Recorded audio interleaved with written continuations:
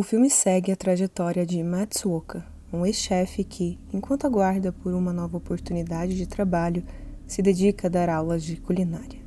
A princípio, o cotidiano parece rotineiro e inofensivo, mas tudo começa a mudar quando um dos alunos começa a reclamar de um som perturbador que não consegue parar de ouvir. Esse som, quase imperceptível para os outros, começa a corroer a sanidade do aluno, transformando-o de dentro para fora.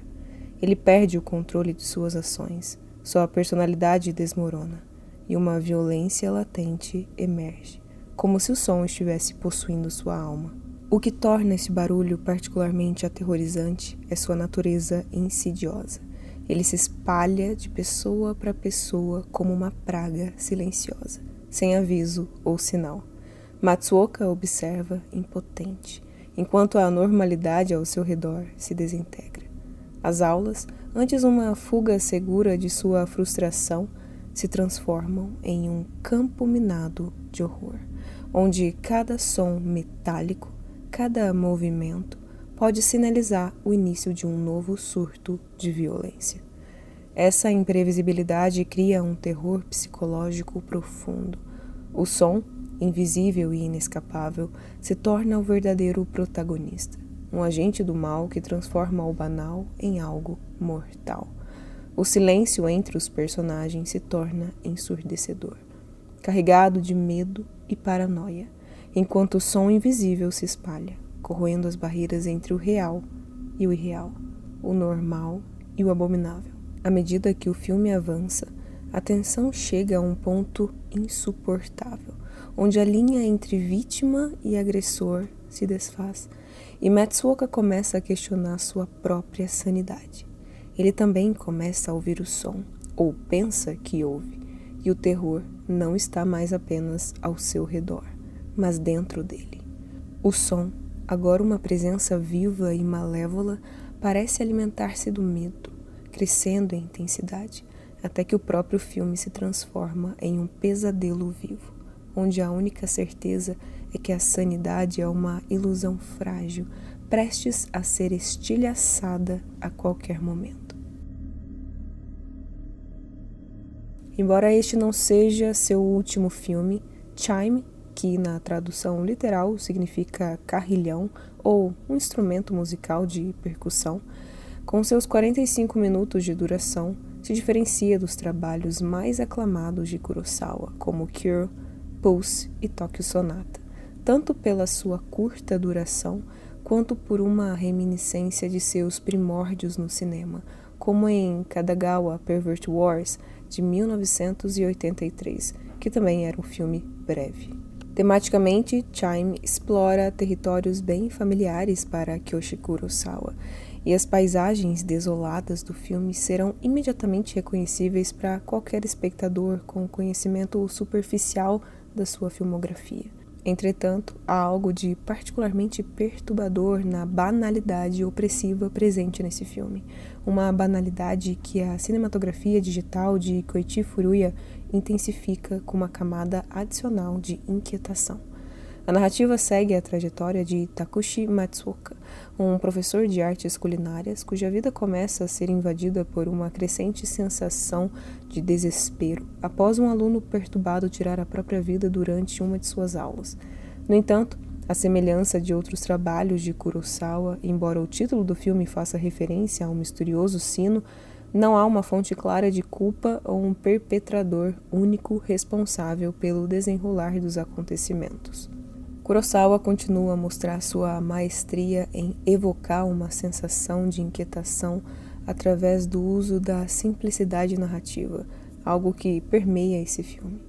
A economia de tempo, combinada com a atenção minuciosa aos detalhes, demonstra um diretor que, mesmo ao longo de décadas, permanece profundamente em sintonia com as ansiedades contemporâneas e as manifestações mais sutis do horror cotidiano. Chime pode ser curto em duração, mas é denso em significado, revelando que Kurosawa ainda tem muito a dizer, mesmo quando o faz de maneira contida. A ideia de uma maldição que se espalha como um vírus social é um tema recorrente no terror japonês, e Kiyoshi Kurosawa já explorou esse conceito anteriormente em alguns de seus filmes. Em Chime, essa temática ressurge criando uma espécie de tríptico junto a seus filmes Curl e Pulse. Kurosawa até mesmo faz uma referência direta a Cure, como uma cena em que ocorre um ataque à faca, caracteristicamente desprovido de emoção, aparentemente surgindo do nada em um restaurante. Esse tipo de insanidade narcotizada permeia o filme, conferindo uma sensação de estranheza, até mesmo a violência física, que se torna perturbadoramente banal. Embora Chime não possa exibir o humor sombrio ou as reflexões profundas geralmente associadas ao termo, que reconhecidamente é um tanto ambíguo, o filme exemplifica um mestre destilando sua arte ao essencial. A ausência de excessos e a maneira como ele desnuda a essência do horror moderno mostram um diretor em pleno domínio de suas habilidades, entregando uma obra que, ao mesmo tempo, parece um retorno e uma evolução. Aqui, o estilo de Kurosawa não se traduz em uma contemplação melancólica do tempo que passa, mas sim em uma abordagem direta e refinada do horror, onde o medo se encontra na rotina e a loucura na monotonia. Chime não apenas reflete o acúmulo de experiência de Kurosawa, mas também sua capacidade de reinventar e destilar o terror em sua forma mais pura e inquietante. Apesar de sua estrutura minimalista e curta duração, Chime culmina em uma reviravolta fascinante.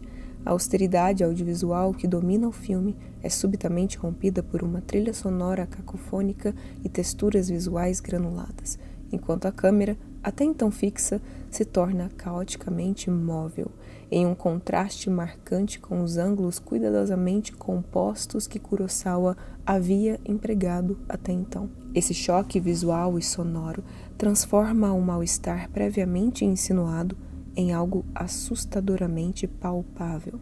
O que antes era uma ameaça abstrata se materializa, tornando-se insuportavelmente real. Essa transição é apropriadamente seguida pela cena final, uma tomada da casa de Matsuoka, que se torna um símbolo do mal que agora habita o espaço doméstico. O familiar e o seguro se convertem em locais de puro terror. Kurosawa já explorou essa temática antes, mas não de forma tão palpavelmente assombrada desde Retribution, de 2006.